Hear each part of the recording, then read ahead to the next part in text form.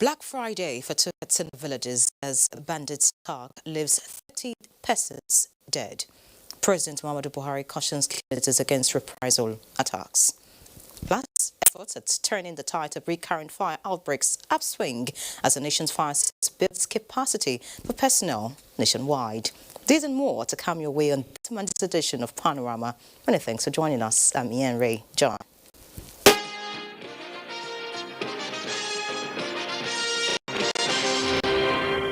We begin in Lagos, where traders at the popular Apogbon market in Lagos again witnessed another fire outbreak today as 6 containers loaded with different alcoholic and non-alcoholic drinks exploded in fire. Diana Ajale reports that the fire was curtailed through the efforts of the Lagos State Emergency Management Agency and other related agencies on ground. Lagos State is a commercial hub with over 20 million people, but yet faced with frequent fire outbreak and building collapse, especially around the markets area. The fire outbreak, which occurred Sunday morning, affected 6 containers of various drinks. According to eyewitnesses, it was as a result of overheating from the containers. We don't think it's all that much. We are even scared that all this place is in danger. So, but by the grace of God, it's just few. Thank God for Lagos State Fire Service. It came at the right time. Director General, Lagos State Emergency Management Agency advised the public to be mindful of how they store flammable goods. The fire affected about 6 continents, and we are able to control the spread of the fire, and you can see that we are on top of the challenges and we are putting on the fire. No casualty was recorded before the fire was curtailed. In Lagos, Diana Ajale, NTA News. Meanwhile, following the directive of President Muhammadu Buhari to the Controller General of the Federal Fire Service to map out strategies to combat the recurring fire outbreaks in the country, the Federal Fire Service has flagged off a nationwide training for state fire services in Katsina State. Doi Dia is standing by with the update. The nationwide training for fire services, state fire services across Nigeria is kicking off here in Katsina State, and this is part of the measures as directed by the Commander-in-Chief of the Armed Forces, Federal Republic of Nigeria, President Muhammadu Buhari, to the Federal Fire Service to ensure that measures are put in place to mitigate against further outbreaks of fire incidences, which of major concern since last year. And that is why the Controller General of the Federal Fire Service, Liman Ibrahim, is leading the team here to Katsina State to kick off this epoch-making event. Can you tell us this training, what informed it, and what are the basic training that these officers will be exposed to? Thank you very much. We are trying to perform fire service in Nigeria, and one of the gaps that we noticed is lack of training of firefighters, both at the federal and the state level. And as God will have the Honorable Minister of Interior,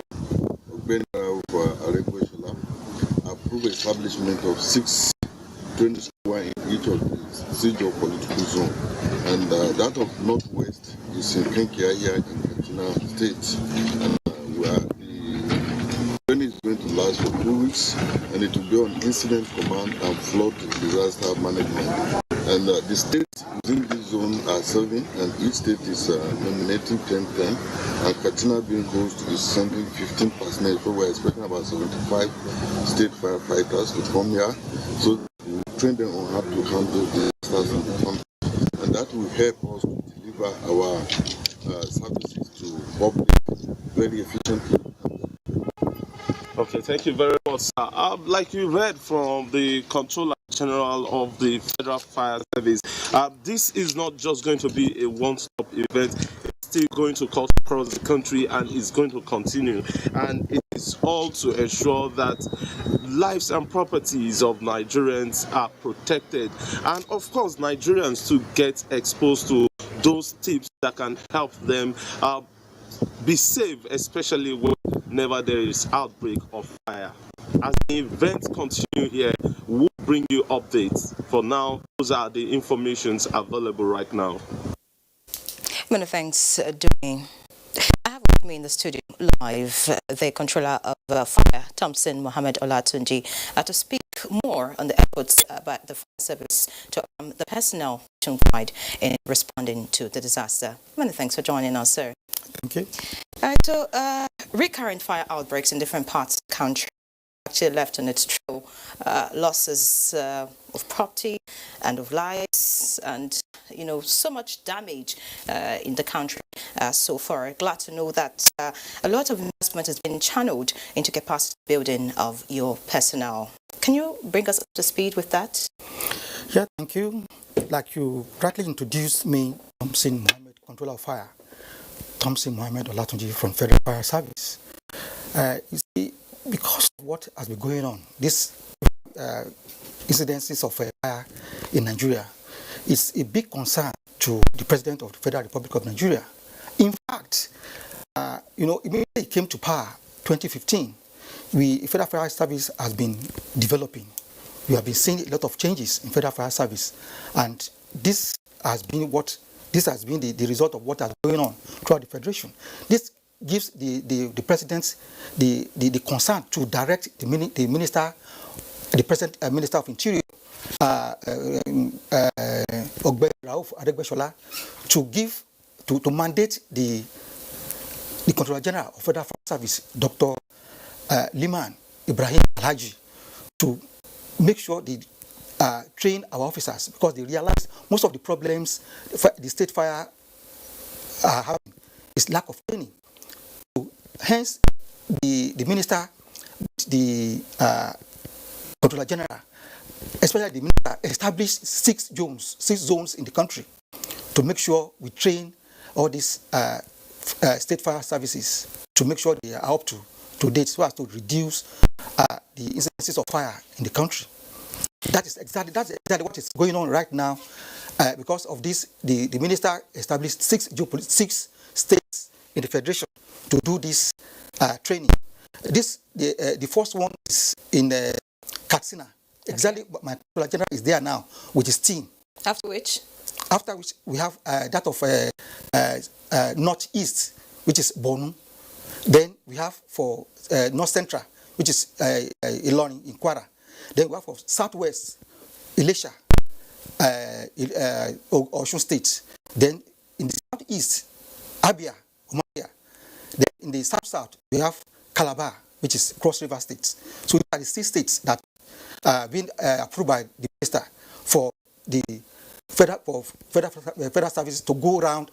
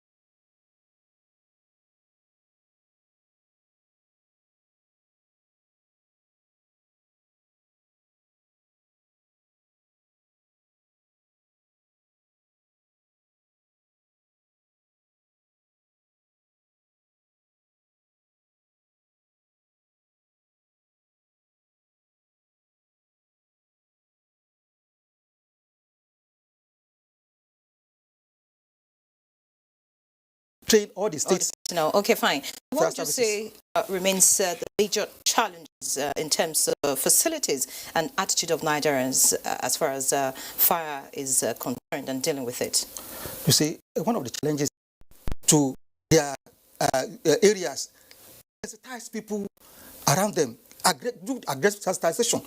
The state and the federal service, federal go around, let the public know what they should do in case of emergency. Okay, now, with your personnel being trained as a result of this training going on nationwide, what about facilities? Do you think that the Federal Fire Service has the facility to actually deal with fire cases that we have? In fact, kudos to our president, President Muhammadu Buhari. In fact, Federal Fire Service was going into an abyss. When he came in, then he had to pull us out of the abyss. So what you're saying is that you have the facilities. In fact, we are capable. Federal government has.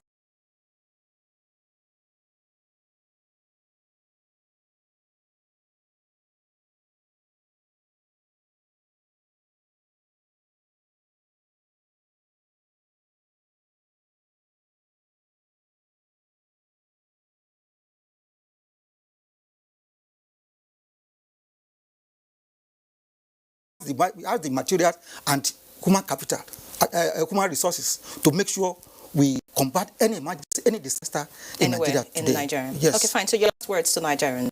Well, if the state fire services could key into the training to be given to them by the Federal Fire Service, and the public also key into the sensitization program to be done, and in fact, it has been going on. Okay. Continue to be doing. The nation will have to benefit from it microeconomically and macroeconomically. Okay, so thank you. Thank you very much. And of course, I'm sure would be able to curtail some of the losses. Some of the losses, yes. Most of these problems being come up will be reduced completely. Right. Thank you so much. At this point, let's cut some messages. I'll be back shortly. The struggle for independence had been a long and tough one. Our founding fathers and compatriots sacrificed their comfort and even shed their blood. We cannot, at this point in history, afford to spirit away their sacrifices for immediate but temporary gains of today.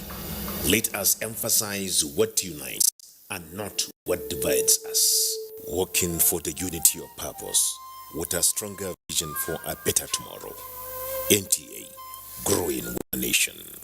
Together, no matter where you come from, no matter your region, we are one. Live together. Let's stop fighting each other. Let us live as one. It doesn't matter where you come from, your tribe or religion, man, woman or child. It doesn't matter who you are. Put Nigeria first, no matter where.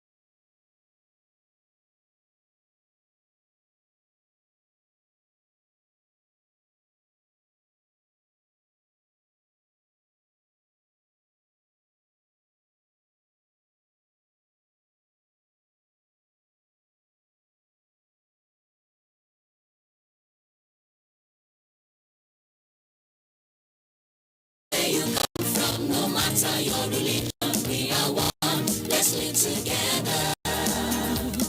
How can we develop when we're always in crisis? Families have become refugees in their country, no matter our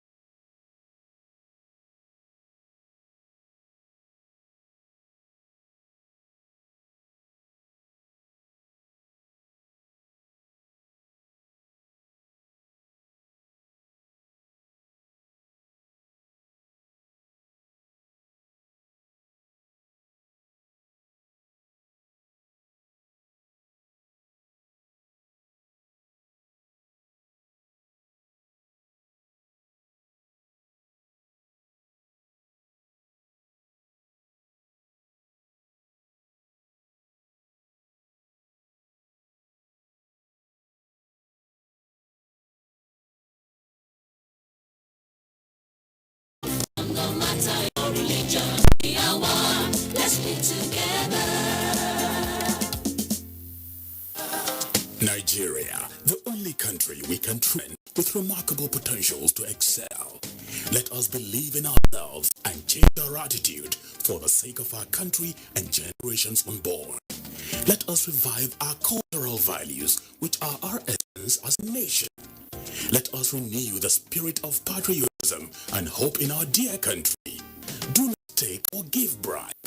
Be punctual always. No more African time. We can't expect to be global citizens and operate on African time. Join the queue. Insist that people are attended to on a first-come basis, no matter who they are or where they come from. Nigeria, good people, great nation.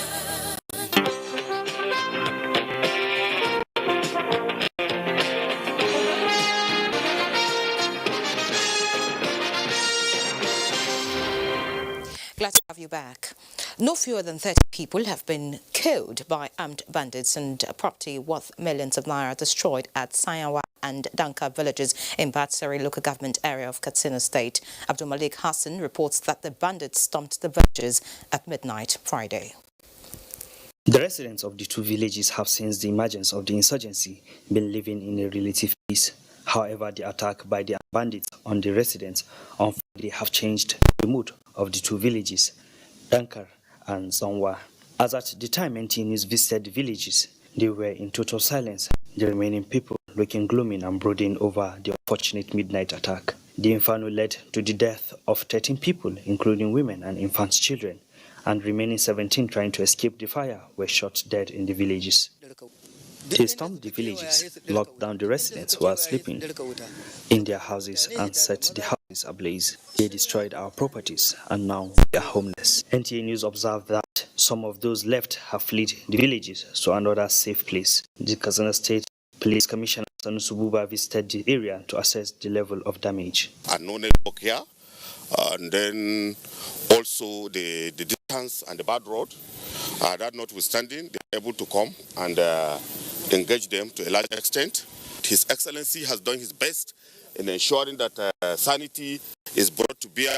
He said critical investigation will be carried out to ensure that the perpetrators are brought to book. The attack was coming less than 2 months since the state government restricted the motorcycles from the hours of 7 p.m. in the evening to 6 o'clock in the morning. Meanwhile, President Muhammadu Buhari has condemned the latest round of attacks on farmers by bandits in Damkal and Tangawa villages in Batsari local government area of Katsina State, saying that killing people in the name of revenge is unacceptable. Reacting to the incident, which razed many homes and killed many over the weekend, the president wants that no one in the country has a right to take laws into their hands by the way of self-help or revenge. The president stressed that local communities should hand over suspects to law enforcement authorities instead of meting out capital punishment, which creates a cycle of revenge and counter-revenge. He urged community leaders and the local authorities to continue to partner with law enforcement agencies that engender peace between farmers and herders. The president stressed that authorities must be allowed to investigate and deal with any breach that occurs, as there is no place for violence in a decent society. President Buhari prayed God to comfort families that have lost loved ones in the attack and repose the souls of victims. And security, the Nigerian Air Force has graduated 2,079 personnel after undergoing 6 months military training. Chief of Staff Air Marshal Sadiq Baba Abubakar says the training and retraining of personnel underscores the desire of the force to win the fight against insurgency and other forms of criminality in the country. Muhammad Umar Ajinge reports.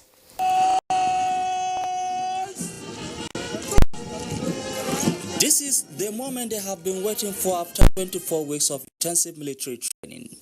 The recruits are equipped with the required skills to discharge their responsibility of protecting the territorial integrity of the country. The reviewing officer of the parade, Chief of the Air Staff Air Marshal Sadiq Baba Abubakar, re-emphasized the readiness of the force to bring to an end attacks by Boko Haram in the northeast. The Nigerian Air Force has made some remarkable strides in its restructuring efforts. The establishment of the Special Operations Command was carefully considered to address the challenges of asymmetric warfare, such as the one posed by Boko Haram terrorists. A number of prestigious awards were presented to the personnel who distinguished themselves, including Chief of the Air Staff Award won by Recruit Muhammad. Meanwhile, to provide a decent accommodation for the personnel, the Chief of Air Staff inaugurated 3 blocks of flats built for airmen instructors. In Kaduna, I am Muhammad Umar Jingi, NTA News. The instrument landing system, which has been affecting flight operations at the Murtala Mohammed International Airport, Lagos, is presently undergoing calibration.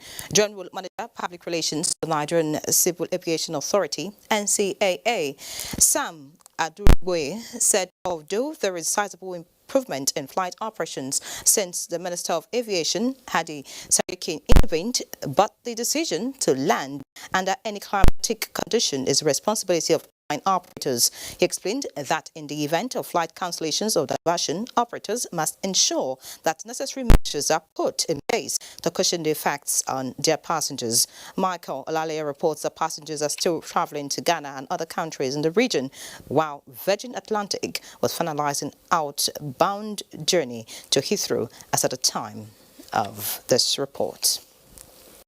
Now, to further strengthen the agricultural sector for maximum output, the UN Women is introducing an empowerment scheme that will harness potentials inherent in the rice value chain in Ebonyi State. Chika Okori witnessed the launch and now reports.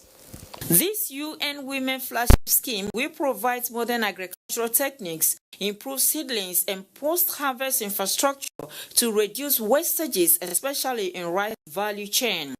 For the beneficiaries, the project is a dream come true, as drudgery will soon be a thing of the past. But I'm very grateful that I'm one of the beneficiaries. This program will enable us to get more. On behalf of the Governor, Dr. Kelechi wants the development partners to take into cognizance the peculiarities of Ebonyi, where women empowerment has advanced through resolute efforts matched with visible actions. We're doing well in trying to elevate our women to the status of entrepreneurs. As a state government, we shall give all the support that UN Women in Nigeria requires. Mainstreaming women who contribute over 60% agricultural workforce will result in reducing food insecurity, promote employment opportunities, income generation, enhance the standard of living, as well as strengthen the federal government's economic recovery and growth plan. This particular program that we're launching today is part of our work here to help the government of Nigeria and Ebonyi State in particular to advance the SDGs. The program steering committee was inaugurated to build stronger synergy among stakeholders towards promoting women economic empowerment through climate-resilient agribusiness and closing gender gap. In Abakaliki, Chika Ukore, NTA News. Away from agriculture, now the Minister of State Petroleum and former Governor of Bayelsa State, Temipri Silva, has called on Bayelsans to shun all acts of violence and lawlessness over the Supreme Court judgment on the state governorship election, stressing that such temptations must be resisted in the greater interest of Bayelsa and the country. Silva, in a statement, apologizes to President Muhammadu Buhari, the First Lady, and members of their entourage who had prepared to witness the inauguration of the LDC candidate for any inconvenience caused by the development.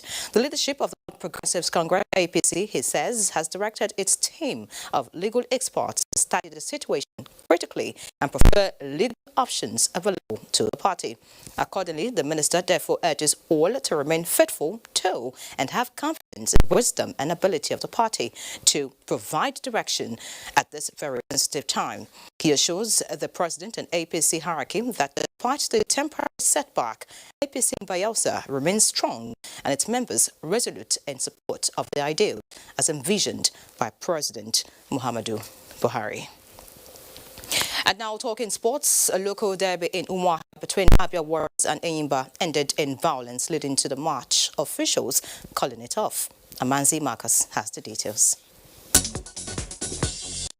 The second phase of the 2019-2020 Nigeria Professional Football League began on Sunday as Warri Wolves beat Katsina United 2-0, with Kwara United